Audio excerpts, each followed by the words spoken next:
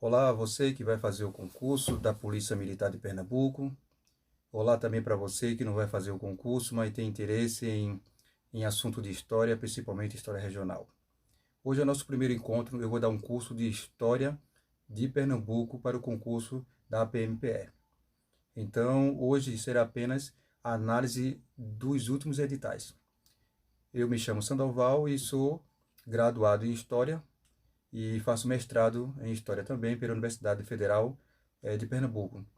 E também sou sargento da Polícia Militar de Pernambuco. Então, hoje é o nosso primeiro encontro, será análise dos últimos editais. O curso todo será online, aula gravada.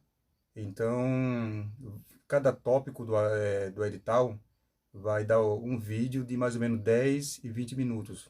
Não quero vídeo comprido para não cansar vocês. Então, vamos lá para o edital. Esse edital aqui tem o 2016 e 2018. Eles são idênticos, por isso que eu coloquei aqui, para mostrar que provavelmente o próximo edital ele vai seguir essa mesma linha. Quando você olha para o edital, você percebe que existe 4 blocos de assunto. Pelo menos nós, professores, percebemos isso de cara. Então, no edital original não está assim pontuado 1.1, 1.2, 2.1, 2.2. Não, essa divisão por pontuação foi o que fiz para mostrar para vocês que só existem 4 assuntos. O primeiro assunto é Pernambuco antes da colonização. O segundo assunto é Pernambuco durante a colonização. Depois, o terceiro assunto é Pernambuco no fim da colonização, que é na época do Império. E outra parte de Pernambuco é quando acaba o Império e começa a República e vem até nossos dias. Então, esse é bem abrangente, mas nós vamos focar apenas nos tópicos para não perder tempo. E por falar em perder tempo, eu quero dizer para vocês que eu acho a prova de História de Pernambuco do concurso da PMPE é muito difícil em relação às outras disciplinas. Eu não estou dizendo difícil em termos de complexidade de questão, não. São 3 motivos que eu coloco para achar essa prova muito difícil. O primeiro é porque a gente não viu História de Pernambuco na nossa educação básica. Algumas escolas que deram apenas no primário. E já faz muito tempo, né? Que nessa altura quem vai fazer já está com 18 anos no mínimo. Então, isso para o pessoal de outro estado, é bom ficar sabendo que Pernambuco não está na frente de vocês. Tá bom? Está todo mundo aqui por igual. Então, e o segundo ponto que faz dessa prova ser difícil é que você tem dificuldade de encontrar material. Você procura na internet, bota lá no Google História de Pernambuco, a fim de encontrar um livro e não aparece nenhum livro. Certo? Não é que não existe, existe, mas não é fácil de encontrar. Você vai encontrar o livro de Flávio Guerra. Se encontrar outro com esse nome, ele não está assim muito abrangente. Vai abordar um assunto ou dois da história, mas então assim é complicado demais encontrar assunto. Então o que o professor sabe é por causa das teses e dissertações e dos artigos que eles leem. E o terceiro ponto de eu achar essa prova difícil é porque você não imagina do que pode cair. Eu vou fazer uma comparação com a prova de matemática, que você está fazendo exercício em casa, de regra de 3, e quando você não consegue fazer a questão, você volta para o assunto, lê mais uma vez até pegar o assunto e voltar a responder. E quando o assunto é História de Pernambuco, não é bem assim. Você pode voltar 1000 vezes e não encontrar a resposta lá. Por exemplo, se falar da esposa de Duarte Coelho, você acha que não pode cair? Teve um concurso que mencionou Dona Brits de Albuquerque ou Beatriz de Albuquerque, a irmã é, de Jerônimo de Albuquerque. Então, o que acontece? Outra vez mencionou Francisco Julião. Para nós que somos da academia, é bem conhecido. Mas com quem eu conversei, só para saber o nível de conhecimento de história de Pernambuco, ninguém sabia quem era Francisco Julião. É um espanto para nós que somos acadêmicos. Mas, assim, isso mostra que as pessoas daqui não conhecem a história do seu estado. Então, assim, esses são os 3 motivos, certo? Que eu acho que a prova é muito difícil nesse sentido, por isso que você tem que ficar atento às dicas que eu vou dar.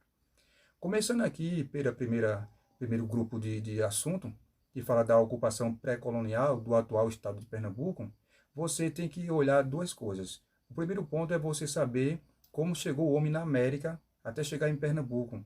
Então procure saber a tese mais aceita do povoamento da América, que é a tese do Estreito de Bering, 17 e 18 mil anos atrás, quando o homem chegou aqui, através da Ásia, e veio para cá.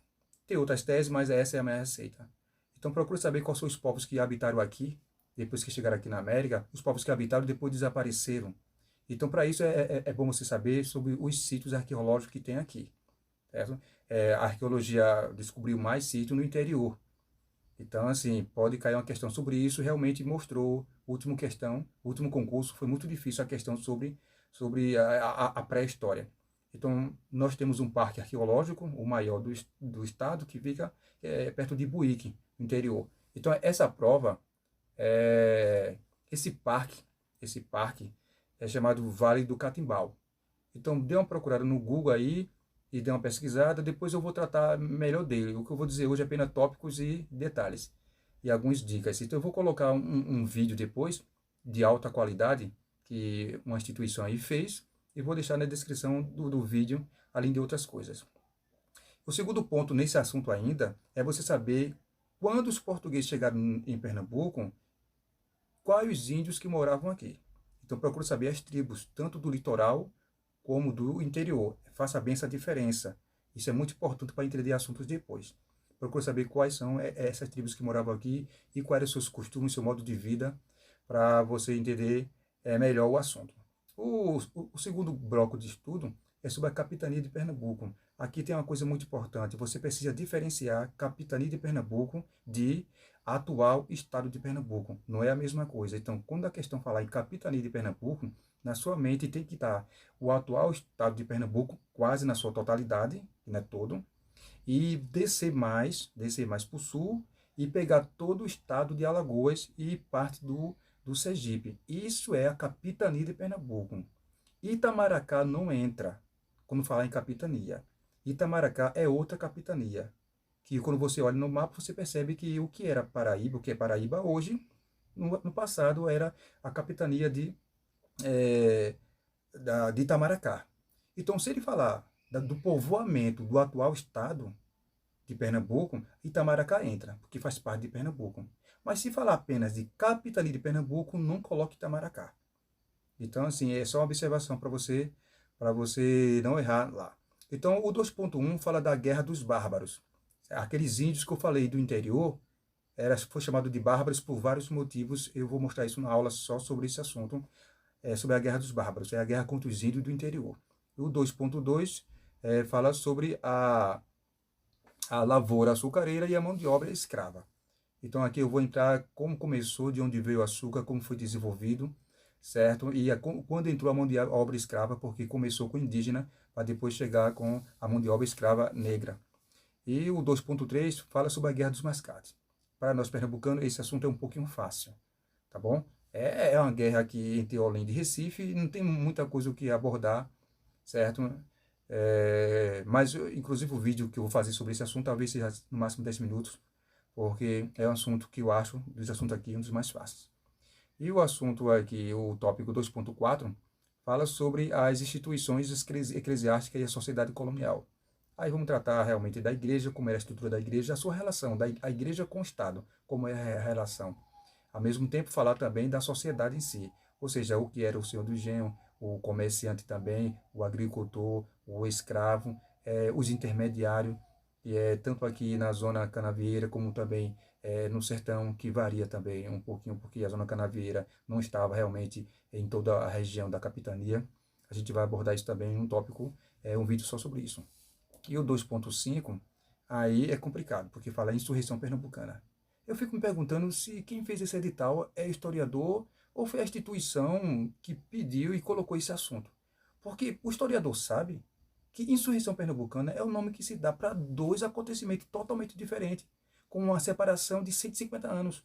Ou seja, aquele movimento de expulsão dos holandeses, a partir de 1655, através da Guerra dos Guararapes, das Tabocas, Guerra de Casa Forte, esse movimento aí para expulsar os holandeses, não é a guerra inicial contra os holandeses. Aquela guerra de resistência é outra coisa. A insurreição pernambucana, ela é o movimento, aqui levante dos pernambucanos, certo? Motivado por Portugal e também por o pessoal da Bahia para expulsar os holandeses. Esse movimento chama em confidência a insurreição pernambucana. Já o movimento do século XIX, aquele de 1817, é chamado Revolução Pernambucana de 1817, que também é chamado de insurreição pernambucana em alguns livros. Então, assim, você olha para o edital, você não sabe de que está se referindo. Então, assim, por isso que eu digo, quem foi que fez esse edital? Assim, então, o que é que você faz? Se você achar que a insurreição pernambucana aí só se refere ao século XIX, então não existe Brasil holandês. Não existe Nordeste holandês nesse edital. Você pode olhar o edital todinho, não fala de Nordeste holandês. Então, e agora? Vai estudar ou não? Mas o último concurso aí caiu sobre aquele pintor, o Prost, certo? Aquele muito famoso que o Maurício Nassau trouxe para cá. Então, assim, vai cair sim o Nordeste holandês. Mas aqui não tem esse assunto. Mas então, essa insurreição pernambucana pode estar se referindo a isso. A Revolução de 17, também chamado de Insurreição Pernambucana, alguns até chamam Insurreição Pernambucana I, Insurreição Pernambucana II, se referindo à guerra contra os holandeses e é do século XIX. Então, em dúvida, você vai estudar todo esse assunto. Eu vou dar um tópico para cada um desses assuntos, pode ficar tranquilo, cada vídeo tem um tópico desses aí. O terceiro bloco de estudo é a província de Pernambuco no primeiro e segundo reinado. Agora acabou a colônia, começou o império, tá bom? São dois períodos imperiais, primeiro império, segundo império, e no meio tem um período chamado regência, que é muito importante para a gente compreender a história de Pernambuco. Muito importante mesmo. Então a gente vai abordar no 3.1, Pernambuco no contexto da independência. Aí tem um assunto muito interessante, porque além da Revolução de 17, que é perto da independência, tem a Revolução de Goiânia, que você procura nos livros didáticos e lugar nenhum você encontra. Vai encontrar um artigo ou outro falando da Revolução de Goiânia, depois da Convenção de Beberibe, já em 1821, já perto de 22, e quando acontece a independência, Pernambuco já está quase independente, sozinho. Então, esse assunto é muito importante você ver, porque não existe por aí esse assunto. Você não vai encontrar com facilidade a Revolução de Goiânia. Tá bom? O 3.2 fala dos movimentos liberais. Aí tem dois específicos que ele deixou aí bem claro, que é a Confederação do Equador, de 1824, né, que muitos chamam uma continuação de 17 ainda. E tem essa de 48, né? 1848, terminou em 49, essa Revolução Praieira. Então vai ter um tópico para cada uma dessas revoluções. Talvez eu fale as duas num tópico só, mas eu acho difícil, o assunto é muito grande. Então, apesar de ser um tópico só, mas eu vou fazer vídeo diferente. O 3.3 é o tráfico transatlântico de escravos para as terras pernambucanas.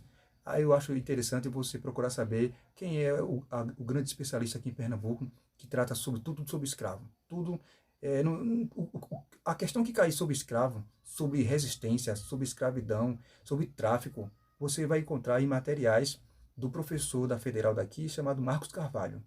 Ele é a maior autoridade nesse assunto e há um livro dele chamado Liberdade. Então, nesse livro, tem tudo que você precisa para esse concurso. Mas fique tranquilo, o que eu puder dar, eu vou dar, de maneira realmente, não sei se é completo, mas você vai ter que correr atrás também, porque não dá para saber o que vai cair. E depois vem o 3.4, que é o cotidiano e forma de resistência escrava. Aí está nesse livro ainda, que eu vou tentar fazer uma resenha para vocês, eu vou mostrar muitas coisas. Depois vem o 3.5, vem a crise da lavoura canavieira. Aí nós vamos abordar desde realmente a expulsão dos holandeses, que começou a crise canavieira, e até realmente nossos dias haverá um vídeo para isso. Depois vem o 3.6, que é a participação dos políticos pernambucanos nos processos de emancipação e abolição da escravatura. Aí você tem que ter dois nomes aí. Os dois políticos que mais se ficaram notáveis por combater a escravidão foi Joaquim Nabuco e José Mariano. Então você desde já anotou aí, você vai já pesquisar sobre essas duas pessoas. Aí vem o último bloco de assunto, que é Pernambuco republicano.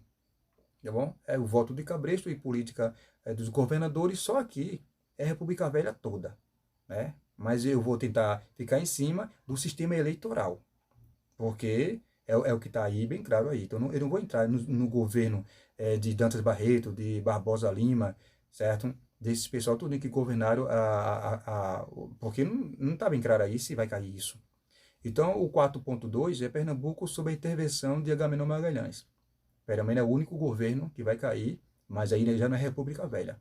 Quando começa a ditadura de Getúlio Vargas, chamada Estado Novo, ele vai colocar em Pernambuco, no lugar do governador, ele coloca realmente um interventor chamado Agamenon Magalhães. Famosíssimo em Pernambuco, muito nem sabe quem ele era. Mas porque a avenida maior de Pernambuco se chama Agamenon Magalhães. É a mais movimentada, é gigantesca ela. Então, a turma conhece por causa da avenida. Então, vem aí também o 4.3, que é os movimentos sociais e repressão durante a ditadura. Aí não é muito difícil não, porque o livro de história que você tem aí em casa, ele já vai dar muita coisa, porque o livro de história, ele não fala muito sobre ditadura em si, o que aconteceu na ditadura. Ele fala muito a repressão que houve na ditadura, certo? E como os movimentos contra a ditadura e a repressão contra esses movimentos. E é isso que vai interessar. Ele deixou bem claro que só interessa isso, para o assunto da ditadura. E o 4.4 é a herança afrodescendente. Então, não estude apenas a escravidão negra, certo? Africana. Estude também os costumes africanos que realmente hoje ainda perduram no nosso estado. Procure saber a cultura, procure saber realmente a arte, procure saber a música, as coisas que realmente são da cultura africana que tem presença aqui em Pernambuco, tá bom? Lembrando que alguns costumes africanos, certo, pode ter nome diferente de Pernambuco para Bahia. Depois a gente vai no vídeo da aula mesmo, eu vou realmente mostrar essas diferenças para você realmente saber o que é a herança em Pernambuco, que é o que interessa. Então, e o 4.5 é o último, é o processo político em Pernambuco a partir de 2011. Eu não sei, 2001 até 2015. O próximo concurso pode pedir de 2004 a 2020, eu não sei como vai ser. Mas assim, a gente vai abordar esses últimos governos, certo? Será uma história política, ou seja, apenas quem são os governos, para você ficar por dentro. Então, pessoal, aí você diz, e quais são as dicas? Assim, primeira dica é sobre material. É difícil encontrar, mas há um livro chamado Pernambuco em Chamas. Pernambuco em Chamas, que eu vou deixar na descrição do vídeo. Ele é quase completo sobre o que nós vamos precisar. Ele também não é um livro difícil de encontrar, não. Em outro estado ele é difícil, eu acredito. Mas aqui ele é mais fácil. Não está em toda a livraria, não. Mas há uma livraria específica aqui, certo? Maçangana, que você vai encontrar esse livro lá. Segundo dicas, são sobre as pessoas que podem cair a biografia de alguém. Olha, Dom Elde já caiu. Padre Henrique, auxiliar de Dom Elde, que foi assassinado aqui em Pernambuco, jogaram o corpo dele ali, onde hoje é a Universidade Federal, também já caiu. Já caiu também Francisco Julião. Então, assim, se eu fosse dizer alguns nomes, tá bom? Vou passar aqui para vocês aqui. Aqui tem o mapa das capitanias, onde Pernambuco é maior, e Itamaracá, que corresponde ao estado de hoje de Paraíba. Mas aqui eu coloquei 3 personalidades, sabe? Gregório Bezerra, famosíssimo comunista aqui em Pernambuco, que foi sargento do Exército. E Josué de Castro, um grande geógrafo, fez um livro chamado Geografia da Fome, e por causa disso o mundo todo conhece essa pessoa. E outro é Pelópio de Silveira. Para quem não sabe, há um hospital agora recente com esse nome, mas ele era o prefeito na época que houve um golpe militar.